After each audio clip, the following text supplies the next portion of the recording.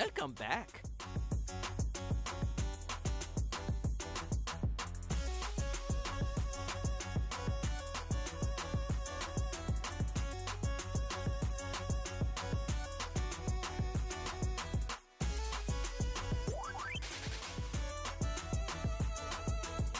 Yo, Base Guru. Welcome back. Hey, what's up, dude?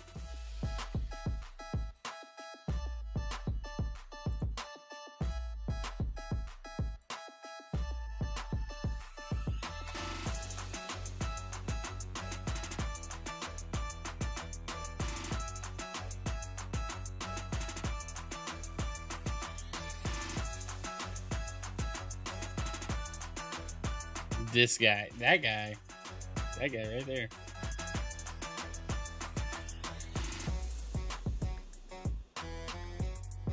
What is up, everybody? Welcome. We got game news this morning, and I'm on time today. Everything's going pretty good for old Zoidberg.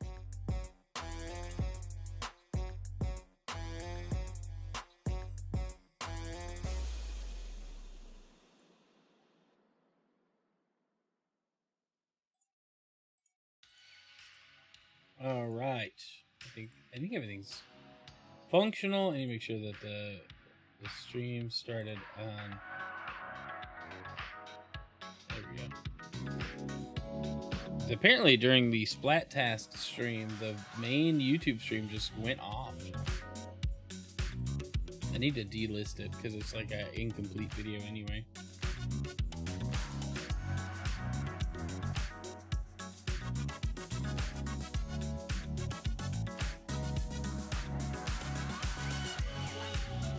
I really love this remix. All these mixes, man. Like I made a stream playlist that I vibe with too much. So like I could just sit here and jam out and forget I'm live. And then,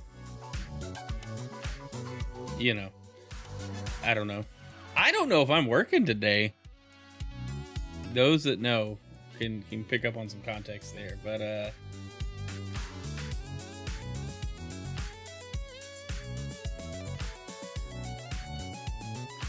for everybody else, I'm not providing context. You just have to get to know me.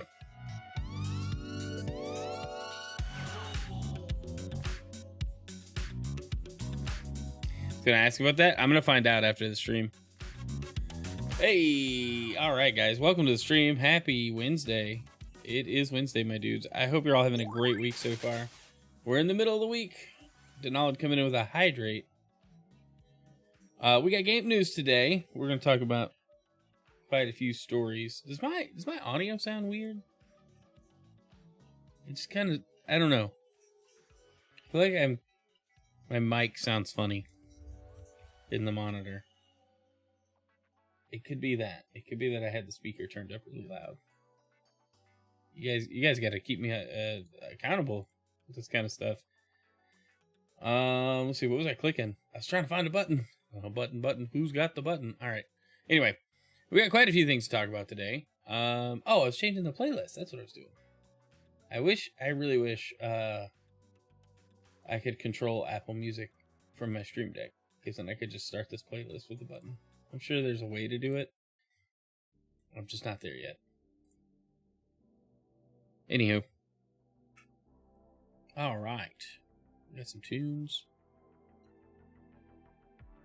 Trying to keep it in the background, keep it smooth. Welcome in, everybody. All right, let's get to our game news. We got quite a few things to talk about today. And shifter into news mode there. And move that out of the way. That is definitely not where that goes. There we go. All right. And we're off. We're off. I thought I was ready, and I'm not, but then I am. It's all over the place, chat. All right, let's jump to our first topic. Quite a few things to talk about. EA and their acquisition and some of the fallout from that. And then the Halo hype cycle begins anew. So let's jump in. Let's start with Super Mario Galaxy, though. Maybe. I might have messed up. Did we not switch? Yeah, there we go. We're there. All right. So the review roundup from Nintendo Life for Mario Galaxy and Mario Galaxy 2, which we knew was coming out. It's coming out tomorrow, October 2nd. Today's October 1st. Happy October. 3 months left in the year, y'all. 2025, a year to remember. Anyway, so it's, reviews are out for Mario Galaxy, and Nintendo Life did a little roundup of the reviews, and we'll just kind of run down their list. If you think I'm gonna be like negative about this, wait. All right, because we know the game is costly, but it's still 2 really good games. So they kick things off. VGC Galaxy 1 and 2 got a 5 out of 5, and their comments say Odyssey may have since topped the Galaxy games with its sheer craftsmanship, but in my eyes, this is still 3D Mario platforming at its very best, which also makes Galaxy and Galaxy 2 some of Nintendo's very best games. Yeah, I mean, that's kind of the sentiment, right? Like, just because they've been re-released at a slightly higher than expected price point on the original Switch, no less. This isn't like a Switch 2 like port enhancement or whatever. This is Switch 1 and 2. The games are still good. They're still like very good games. So, yeah, I mean, we keep that in mind. Gaming Bible gives it a 10 out of 10. Destructoid gives it a 9 out of 10. Tech Radar gives it a 4.5 out of 5, saying, hey, it's great, but like it's kind of expensive and there's not enough new content there. And then The Gamer gave it a 4 out of 5, saying it's the definitive means to experience 2 of the best platformers ever made. It's just unfortunate that the package is prohibitively expensive and borderline insulting to those who want to enjoy it most. Hey, Dan, good to see you. And that's kind of how I feel. Like, it is expensive, but it's also like Nintendo's IP, 2 of their greatest releases ever on one of the most popular systems they've ever had before the Switch. If not the most popular system they had before the Switch. I mean, the Wii did numbers its whole life cycle, and then the Wii U kind of tarnished its good name. But it's fine, because we got the Switch now.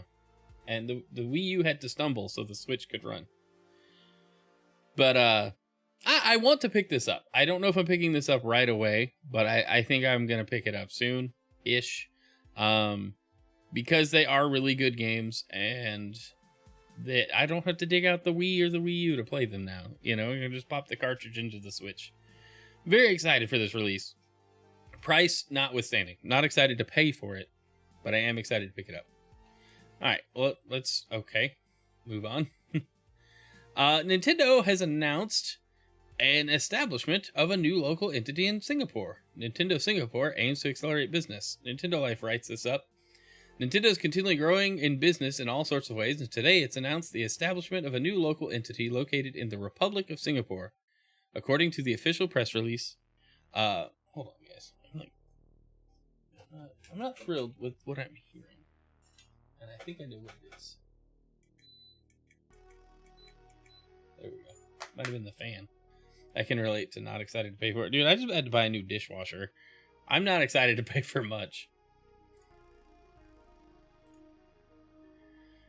Anyway, okay, so Nintendo has opened up an office, local establishment in the Republic of Singapore. According to the official press release, Nintendo Singapore was established last week on 26 September 25.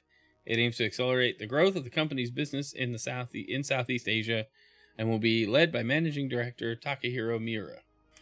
Here's the announcement and overview. Okay, so it's a Southeast Asia branch. I don't know why it's significant, except that, in a growing market, it would make sense to have a local office in Southeast Asia and be able to cater to that audience down there. And probably localization and hardware availability can be addressed more directly there. It's kind of cool. It's interesting to see Nintendo expand in a time where cuts and layoffs are prevalent, I guess is my point here, and why it's included in this episode of Game News. All right, let's move on. All right, let's talk about the PlayStation. The Gamer gives us this article. The new PS5 Slim model apparently has cheaper materials on top of a decreased SSD. So we got just a few weeks after it was leaked that the PlayStation 5 Slim, the smaller form factor version, and smaller, it should be in quotes, but smaller form factor version of Sony's flagship console would receive a new model that would cut the SSD size from 1 terabyte to 825 gigs without a meaningful price cut to help compensate. We now have our first real look at the insides of the new PS5, and the SSD isn't the only thing that's changed. So we got Austin Evans' video, where he opens it up. And it says it's first spotted by Video Games Chronicle via a new video from YouTuber Austin Evans. The revised PS5 Slim, which is currently exclusive to the European market, ditches the glossy finish that was a trademark of the console in favor of a cheaper matte finish. I personally think a matte finish would look better. Glossy scratches up. I mean, anybody have the Pro model or the whatever model of the Wii U? The second time I brought up the Wii U this episode. But it was glossy. I mean, I guess the basic model was also glossy, but the black glossy finish scratched and scuffed, and I would have preferred a matte finish. I don't put glossy on anything anymore. Let's stop using glossy plastic, please. Okay, it says while the console is lighter, it has a redesigned heatsink and the fan inside is no longer guarded by metal. Thermal tests ran by Evans are nearly the same, though that could change with more long-term use. It's by no means a make-or-break type of situation, though considering that the SSD is smaller and the materials are undeniably cheaper, it's worth wondering, just outside global market conditions, the console wasn't made cheaper like past consoles have been, including PlayStation's own PS3 Super Slim. Yeah, they didn't do a Super Slim to cut costs. They just are changing the outsides and some of the insides. I have a PS5, but maybe I'm too old at this take. Who cares? You buy the console for the games, not the look. Yes, somewhat. I didn't buy the OG PS5 because I thought it was an ugly piece of hardware. But I also always wait for the revised PlayStation before I buy it. With the exception of the PS2. PS2, I had a launch model, or at least a year one model. I don't know if they did any revisions. Because I really wanted some of the games at launch. Or within like the first couple of years. I don't know. It still had the little port. It's horrible looking, but I wanted to play the games. I could wait. I had enough to play. But that's how I feel. Like that's just me. I mean the Xbox Series X is an ugly box and I wish it looked cooler. But it plays my games, so I can't complain. I mean I can. I just did, but it is ugly. I suppose what I'm saying is the look won't stop me from buying it. It's fair. That's fair. More hardware changes could be in the works at PlayStation. Interestingly enough, while Evans was able to get his hands on the previously leaked new PS5 Slim, it isn't the only rumored revision that could be coming to PlayStation 5 hardware line. Last week, The Gamer reported how a new PS5 Pro was rumored to be in the works, though it was unclear what changes, if any, were being made.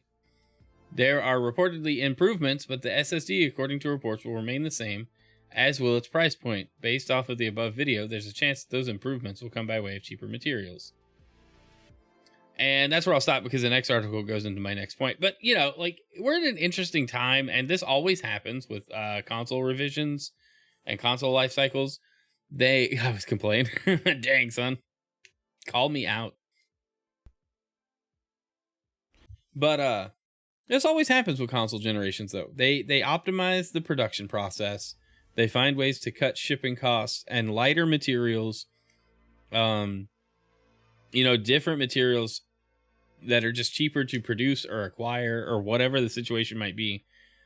I'll add up in the at scale kind of thing. When you're shipping millions of these things worldwide, if you can make it cheaper to ship them, you will do it. Also, just as like the CPU production process gets a little better as time goes on, they find ways to shrink the boards, and well, they used to anyway. I feel like this generation, they didn't bother. They just found a way to make the PS5 physically smaller because the amount of airflow, I guess, in the OG model wasn't super necessary. It was like a safety thing. It was like a just in case. Anyway, I'm getting off on a tangent. So I feel like with the current situation and console prices actually going up over time during a generation now, this is a way for them to not have to increase costs instead of what we usually see where they do a revision and it's usually a little bit cheaper. I think that's obvious. Most people that see that. So I don't know. It's interesting. I don't know if it's going to be worse. I guess we'll find out. But the idea of a matte finish PlayStation 5 does sound appealing to me. That's all I'm saying. But the DualSense is also getting a potential update. As we can see here from VGC, Sony is reportedly set to release an updated PS5 DualSense controller with a removable battery. I think that's what we need to know. There's a Polish site that says Sony's working on a revised version of the DualSense for PS5. According to the source, new DualSense controller, known internally as the DualSense V3, will launch in November and will feature a removable battery. Autosaver, I'm surprised Xbox hasn't done a revision, given us what, $650 now? Oh, dude, I'm with you. It does surprise me completely. Like how have we gotten to this point? You know, forgot to turn that off from the other day. I gotta delete those sources anyway. Yeah, I don't understand. Like, what if have they not been able to shrink the die down? Have they not been able to, reduce the power draw so there's not as big of a PSU needed? Like, what's keeping them from going down the revision route? But I also think they haven't sold through enough. So yes, the DualSense, internally known as DualSense V3, will launch in November, feature a removable battery, which Denali points out they still know how to make those. I'm flabbergasted, dude. Although this hasn't been clarified in more detail, the wording appears to suggest this doesn't mean the ability to use AA batteries, but rather a rechargeable battery, similar to that already in current DualSense controllers, just with the ability to replace it with a new one, or potentially one with a higher capacity if needed. The report says the revised DualSense will be released in November and will replace the DualSense controllers currently on sale at retailers. As for the revised PS5 Pro, the report suggests it will be a minor revision, which will use 3% less power in the current model and will include one of the revised DualSense controllers, which makes sense.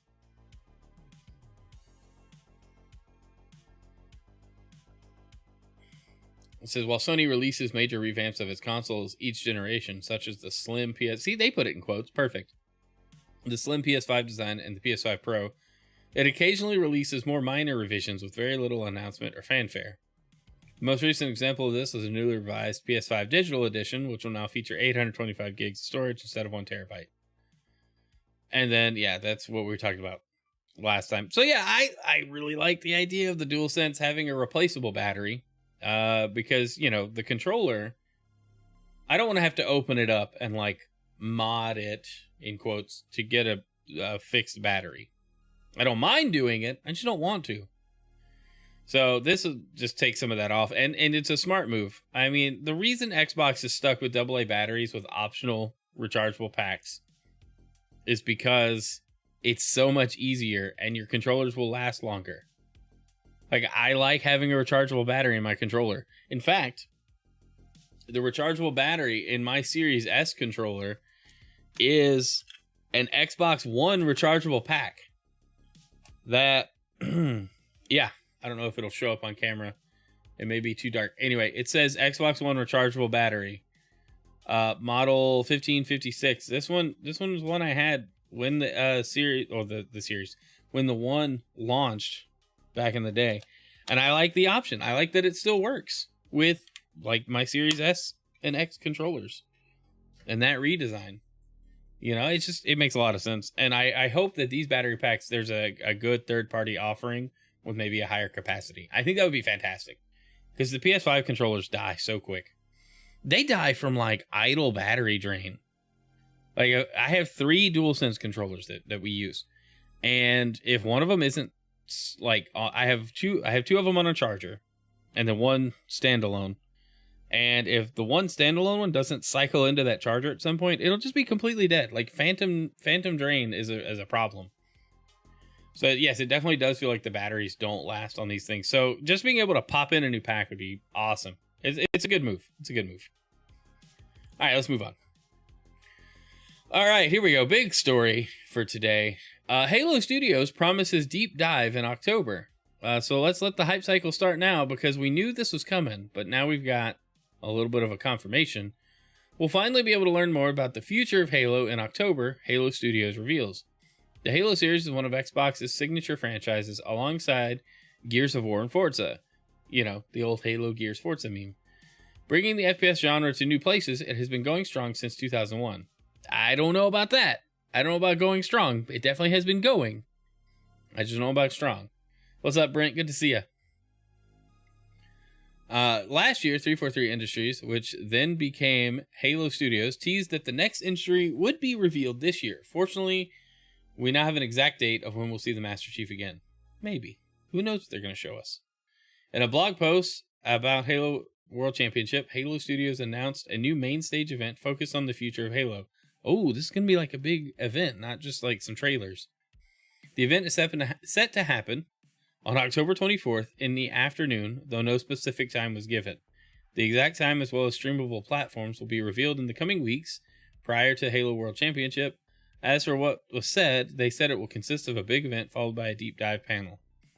Last year, the team gave fans a look at an Unreal Engine 5 based Master Chief. The model looks strikingly similar to Combat Evolved's version, which featured the same helmet, with many rumors pointing towards it, especially with the 25th anniversary coming up. A remake of Combat Evolved may be the big reveal. However, fans are hopeful that the next mainline entry in the series, Halo 7, is announced or at least teased. The studio does have several projects in the works, so chances are it's in the pipeline. Luckily, the wait to find out won't be long at all and only a few weeks away. So what I'm really, oh man, there's so much to unpack at what they could show.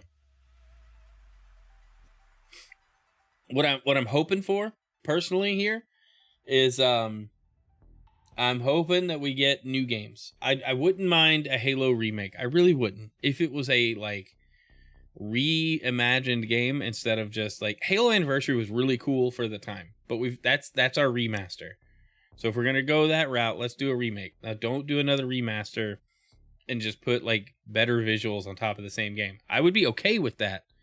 But I think we've played Halo 1 a long time. We can play it in Halo Master Chief Collection right now, or fired up on our OG Xboxes if we still have them, you know? It's just like, if they're going to remake it, do a full remake. Don't just remaster it. That to me is the difference. Like, make this like a newer build of the game. Hopefully it includes some multiplayer, whatever.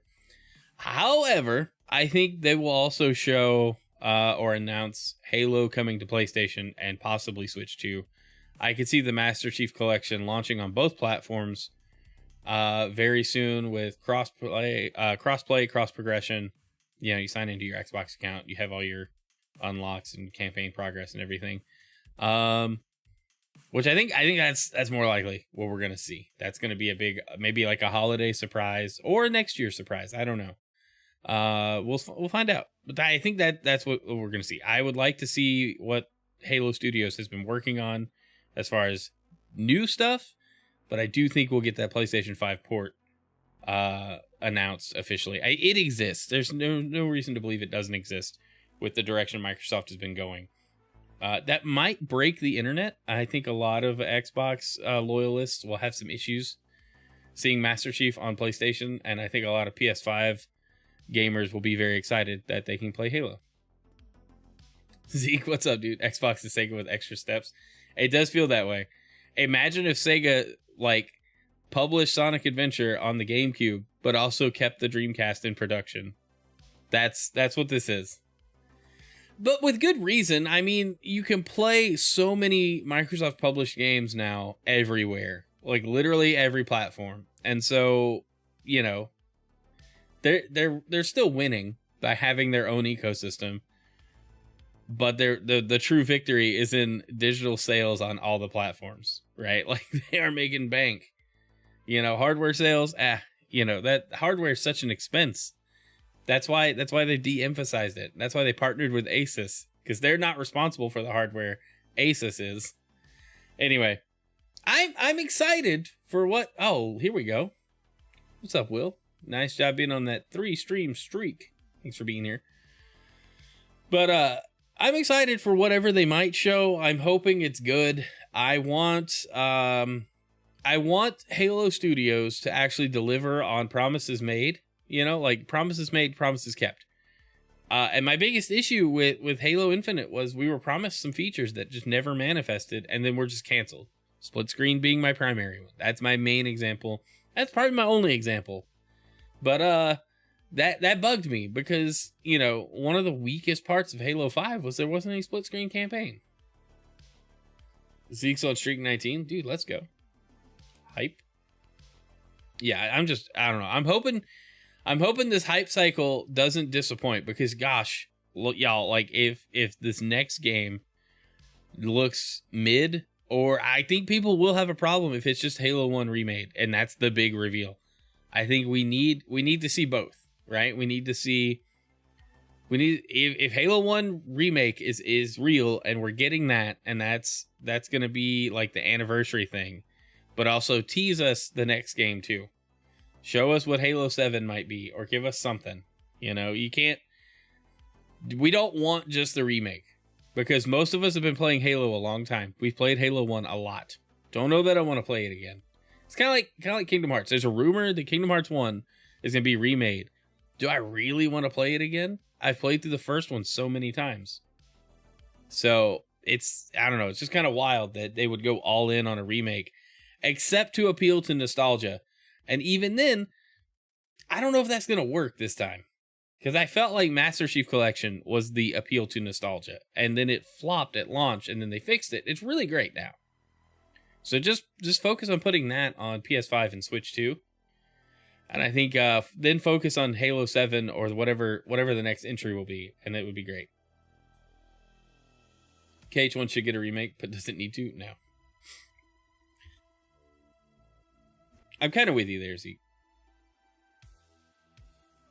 Will they deliver in a remake that the remaster didn't? That's a very good point. And I'm concerned that they would retcon a lot of the story in favor of, I don't know, modern storytelling. I don't know what I mean by that, except that I don't want a good story changed just for the sake of somebody coming in and changing it.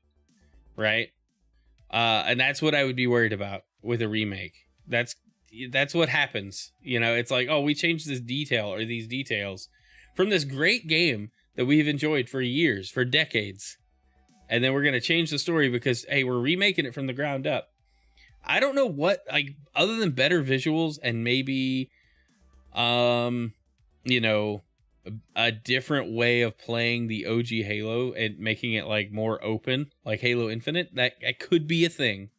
But I don't know. Would people want that? Then it's like, well, now you just made a different game and called it Halo 1. You know, I don't know. I don't know what's going to happen.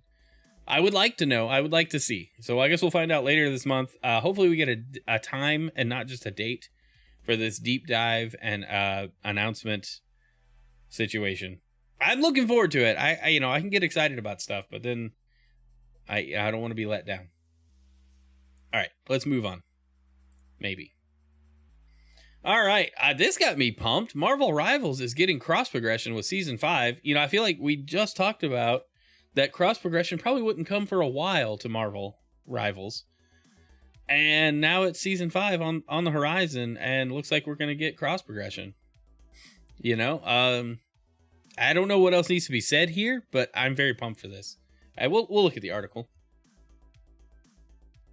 Just try not to choke here. Keep the story about more stuff, hints to future games.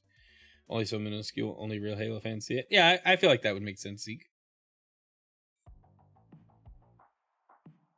All right, so let's read. After fan feedback, cross progression is finally coming to Marvel Rivals with Season 5.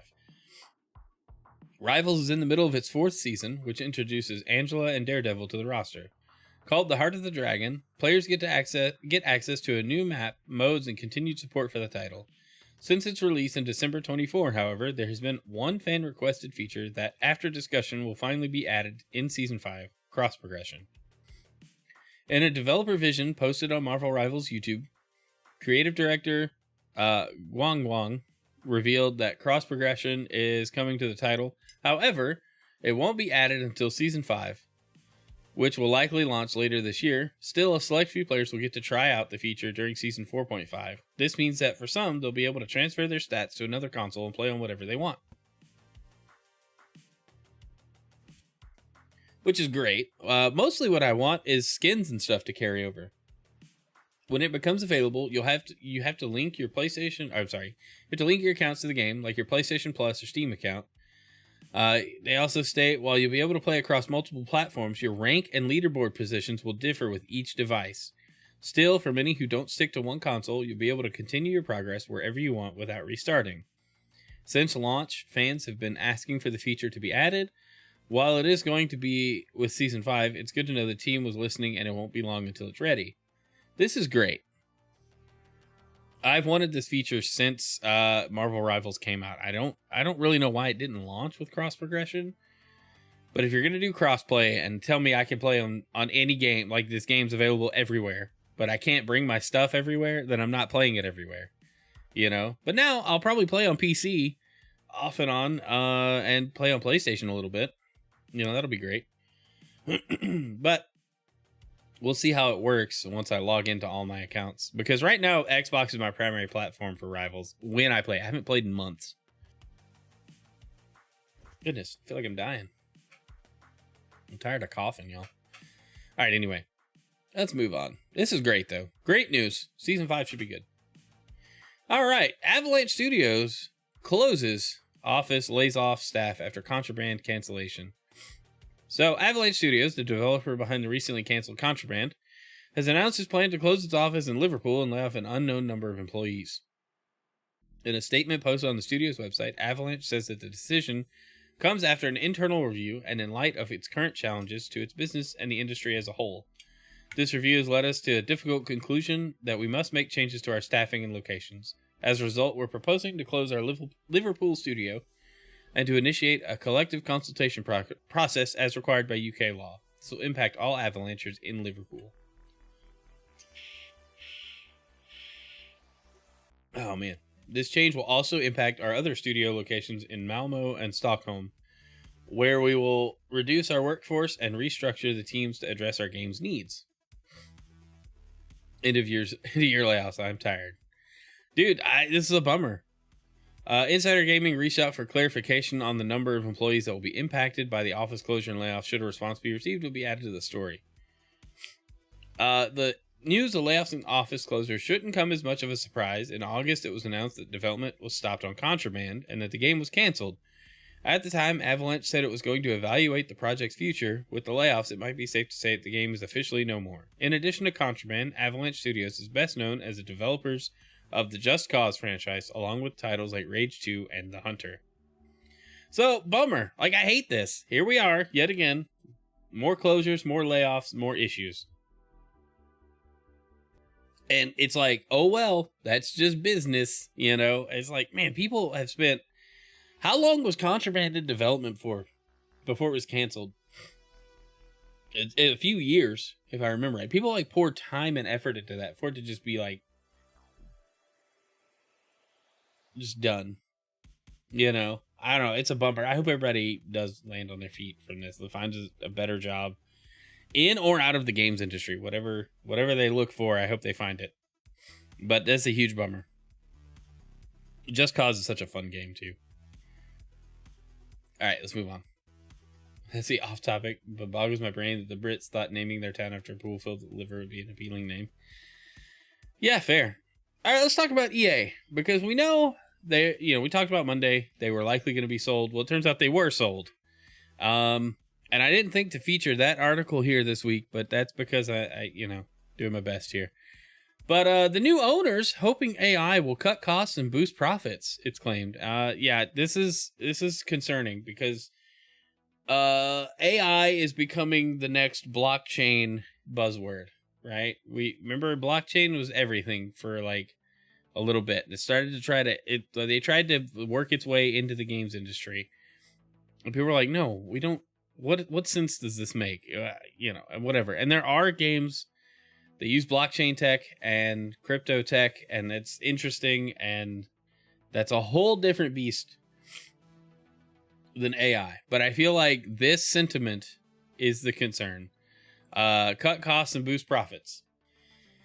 So, let's read. EA's new owners are banking big on AI in the future for the company. According to a new report from the Financial Times, the ownership group is betting on AI being able to significantly cut CEA's operating costs.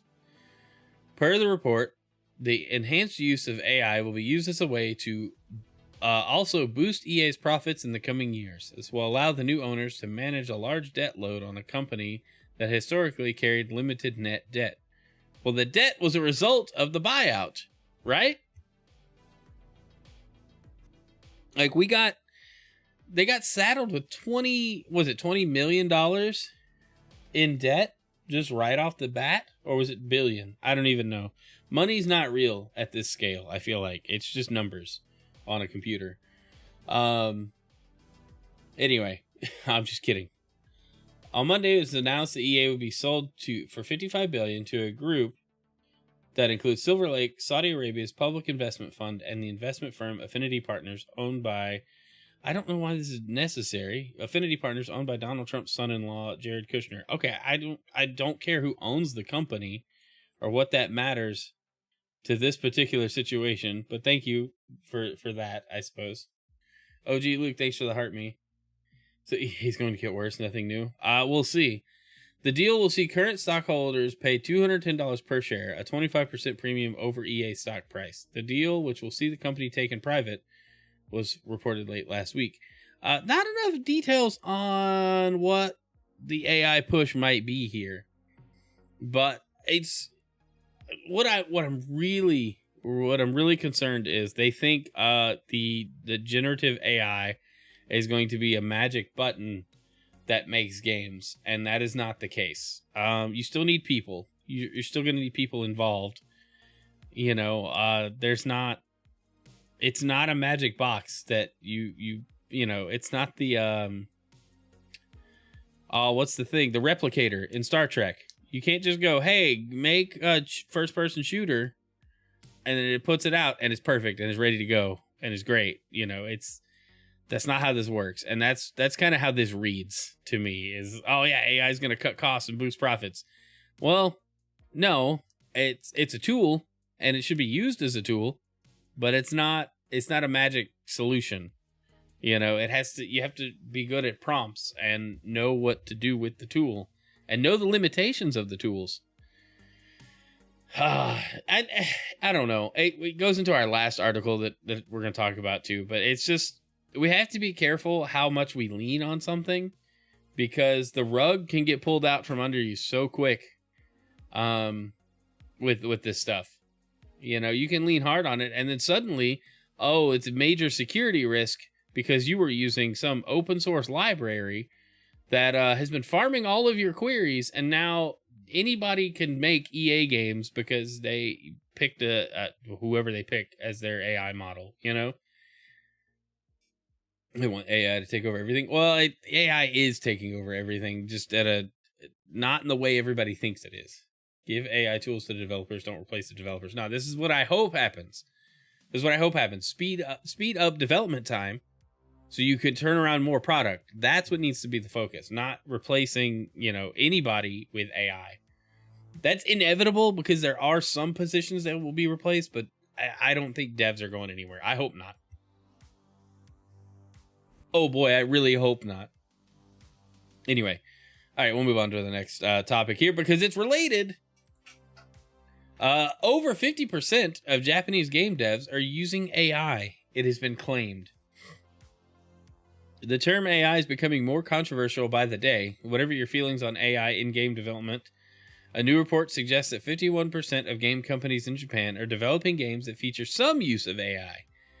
AI is becoming more accepted by society with every passing second. The first major mainstream breakthrough arrived with ChatGPT. People understood its potential, and its use is appearing more frequently across all walks of life, more so in gaming. Many Japanese game companies using AI. According to Nikkei, through Eurogamer and other sources, 51% of companies are using artificial intelligence or AI or generative AI when developing games. Nikkei's claims stemmed from a September 25 report from the Computer Entertainment Association, organizer of the Tokyo Game Show. The bulk of AI usage goes into the production of videos and images, such as characters, and its use in generating stories and sentences and programming support is also prominent. 32% of companies are using AI to develop their own game engines. Eurogamer says the findings are from 54 Japanese game companies, including many industry favorites: Capcom, Konami, From Software, Square Enix, and Sega, as well as smaller indie studios. If you're not a fan of AI, then the future of the games industry might not be for you. It's faster, easier, and cheaper for companies to develop games using AI, and the opposition isn't strong enough to reverse this process. It's going to keep happening. Please share your thoughts on AI usage in video games with us through the Insider Gamer Forum. Okay, all right. So, this shouldn't surprise anybody. Again, it's what I'm talking about. It's a tool, and it's a tool that's going to be used, hopefully correctly. As a developer by day, I'm not in the games industry, but as a software developer by day, I have been leaning on AI to do simple tasks for me that get me to the meat of the problem I have to solve in a given, sprint or day or whatever,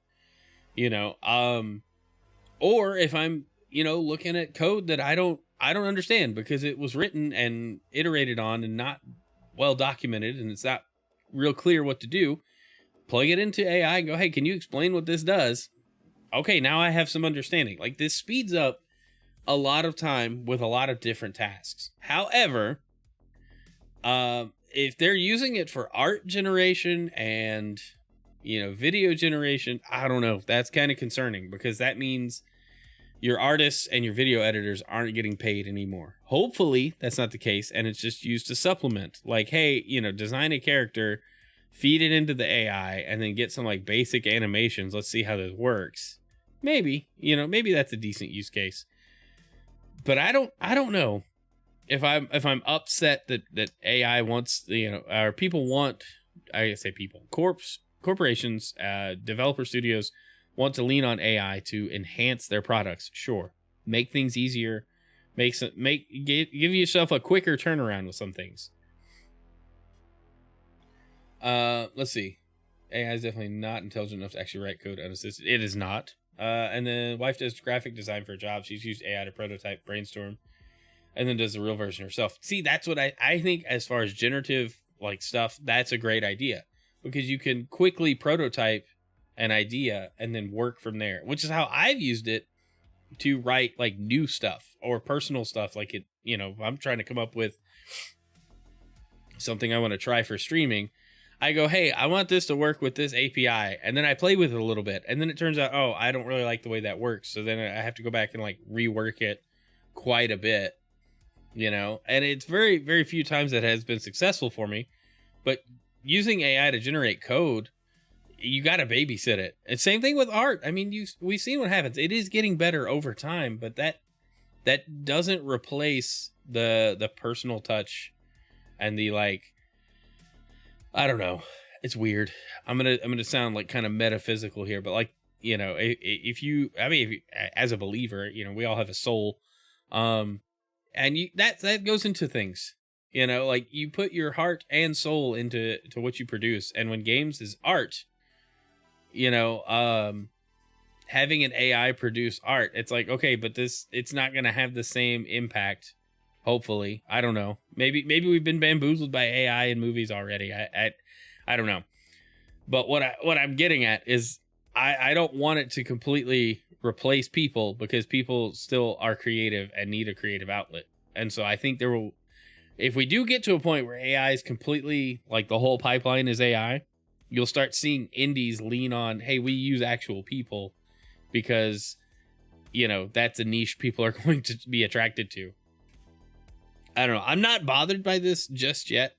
It depends on game quality. It depends on if animations and stuff are janky and we know AI was used. Well, hey, then we know what the problem was, I don't know. My full thoughts on it I haven't fleshed out a full thought. I just don't want AI to replace people entirely.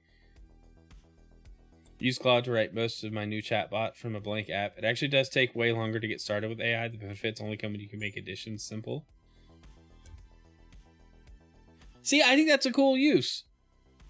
And learning to really be specific with prompts and how to use whatever AI whatever model you're using, whatever system you're using, you got to learn how it works and the best way to talk to it. And hopefully, is where I keep saying hopefully because I'm very hopeful. Try to be optimistic. Hopefully that's how we're treating it in the software development space, not as a replacement, but as a tool, like my keyboard or my mouse or my IDE, you know, whatever I'm developing my code in. Let's just keep it there. Don't give it any more importance than the keyboard or the mouse, you know. And that's where I'm at. That'll pretty much do it for the game news. That's all I got. So what do you guys think? It's crazy. I'm not scared of the AI takeover. I just think it's happening in a way that people maybe weren't expecting, because it's doing stuff that like we didn't see in science fiction media, right? Like we've got it generating art and movies and video of all sorts. We have AI generated content just kind of taking over social media in a big way. That's very concerning. But I think I don't think people really were paying attention when this stuff started getting out. To talk about AI code all day, probably ought to work instead with your AI tools. Well, you can talk to your AI bot about it.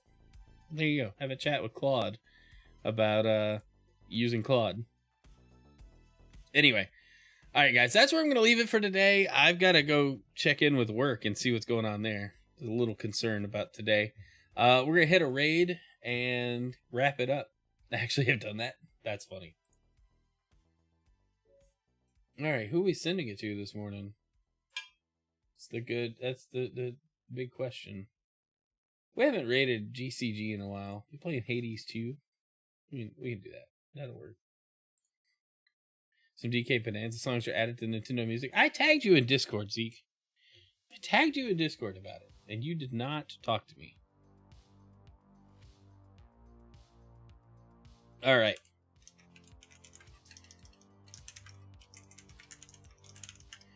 Welcome back. All right, guys. Y'all have a great day. And I will see you soon.